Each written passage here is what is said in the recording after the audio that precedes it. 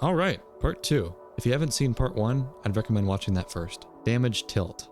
Your camera will now tilt in the correct direction when you take damage. Deep slate cutting. You can now put deep slate into a stone cutter and get all of the expected block variants. No idea why this isn't in the base game. I highly recommend it if you plan on doing any building with deep slate. Diagonal fences. I mean, pretty self-explanatory, right? Fences can now be diagonal. Easy anvils. This mod tweaks some things about anvil usage, but I mainly just use it because of the item display. If you leave your items in the UI screen, they'll now show up on the anvil, which is pretty cool.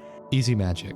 Same thing as easy anvils, but for enchanting tables. Items can now be displayed outside the table if you leave them in there, and there's also some quality of life changes like easier re-rolling. Eating animation. This is a nice little mod that adds a quick eating animation instead of the default sprite staying static. Just adds a bit of polish. Effective. This is a nice visual ambience mod that adds some little splashes when entities fall in the water like mobs or items that you drop. It also adds cascades to the base of waterfalls, which looks really nice. Enhanced visuals. This mod adds quite a few visual changes to how you interact with the world. Explosions will now cause a ringing noise and flashing. Getting to low health will cause your screen to go red and a heartbeat sound playing. There's a lot to this mod, but I think it makes gameplay much more immersive. Extra sounds. This mod adds a lot of really high quality sounds to the game, mainly focusing around menu interaction. There's a scrolling sound for the creative menu, blocks make their respective noise when moved around in your inventory, and more. Fabric seasons. One of my biggest gripes with the base game is that you're always locked into a certain season. This mod changes that with a 28-day cycle that changes the seasons. You can now experience your old builds in spring, summer, fall, and winter. I think this is a great change and makes your world feel much more dynamic. Falling leaves. This mod adds little falling leaf particles to trees. It's really simple, but I think it's really nice. First person model. You can now see your character model with this mod. It may take some getting used to, I'll admit, and you can tweak the settings if you want to change anything. Herds panic. Animals that are in groups will now run around if you hit one of them, which makes a lot more sense than the vanilla logic. Item highlighter. Newly acquired items will now show a little icon in your inventory. Illuminations. A really nice ambience mod that adds some little particles to your world. You'll find fireflies, little wisps, and soul sand valleys, and more. Immersive weathering. This mod adds a lot of dynamic weather mechanics such as stone becoming mossy over time when exposed to water. You'll find icicles in cold regions, which can be quite dangerous. It will definitely make your world feel much more alive. Inmis and Inmis add-on. Inmis by itself adds backpacks of various tiers, which are really nice to have when adventuring. Inmis add-on seals the deal though, because the base mod only has a 2D backpack sprite. Inmis add-on renders the full backpack so it looks like a proper 3D model on your back. Inv move. This is a pretty simple mod that just lets you move while your inventory is open. Item borders. This mod adds borders to some of the more rare items in the game, which makes your loot feel a lot more special and easily findable in your inventory. Lambda better grass. This is essentially just the fabric version of the better grass offered by Optifine. You will now see connected textures for a few different block types, but the main focus is obviously on grass. Legendary tooltips. This is a really nice UI mod that adds some cool tooltips to all the items in the game, which change based off the rarity of the item. Mod menu. This will put all of your mods into one screen, which you can access from the main menu. This makes it a lot easier to see everything you've installed. More banner features. This mod gives more options for banner usage, like equipping them as capes, putting them on your horse, or even on your boat.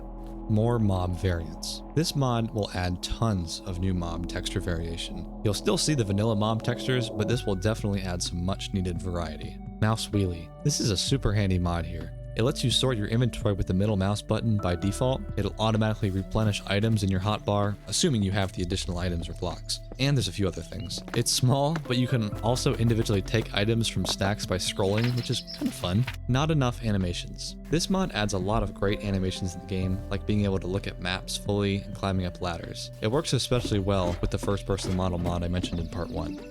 Physics mod. This is a huge mod that adds a lot of physics-related mechanics to the game. It's very customizable, which is great because the default settings are a bit much. It's great fun to play around with in a creative world, but I turned most of the settings down when in survival. Also, there is a paid version of this mod, which adds more features like smoke effects and even ocean waves, which look incredible.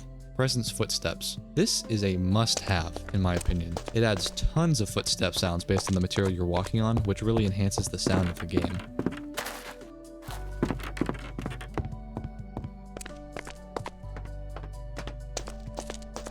Free play mod. Bit of a curveball here, since it's not really for gameplay, but hear me out.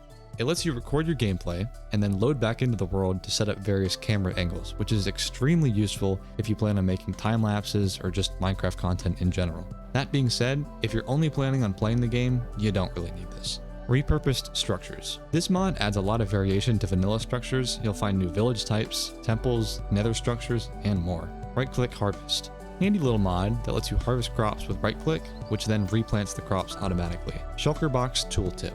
With this mod, you can view the contents of a shulker box by holding shift while mousing over it. Smooth swapping. This one adds a nice animation for moving items in your inventory. Instead of them instantly moving, they'll gently move. Snow, real magic. This mod adds some new behavior for snow, but I mainly use it for the snow buildup during snowstorms. Soulfired. This is just a little quality of life mod that makes Soulfire actually show up as Soulfire when you walk into it instead of the normal fire texture. It also adds the Soulfire aspect and Soulflame enchantments, which are pretty cool. Sound physics remastered. This mod adds dynamic reverb to the game, which is most noticeable in caves.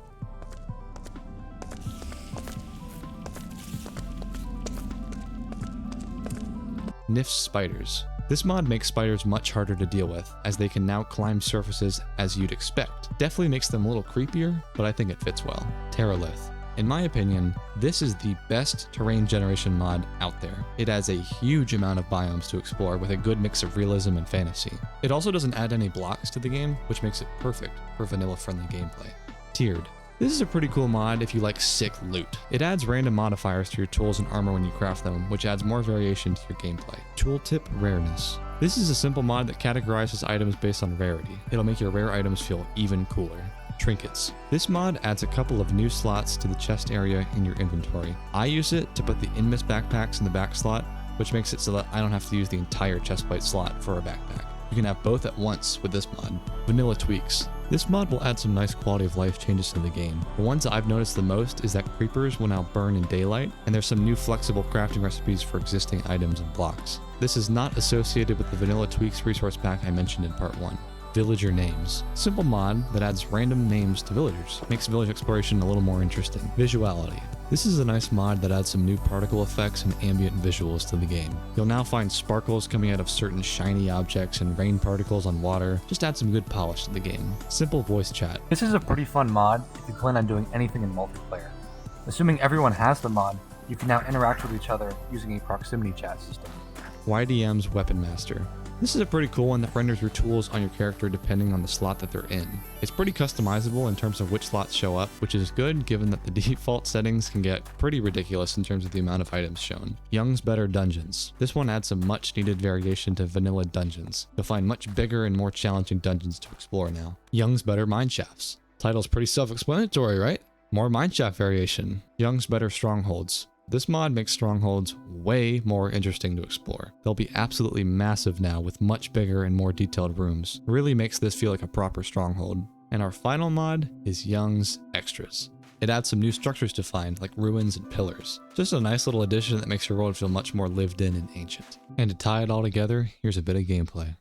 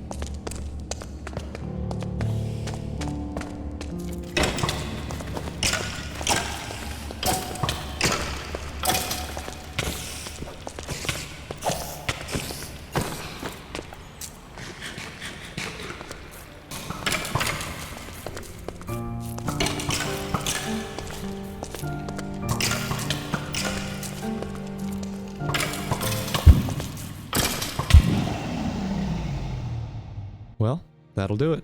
I hope you learned something new here. Catch you later.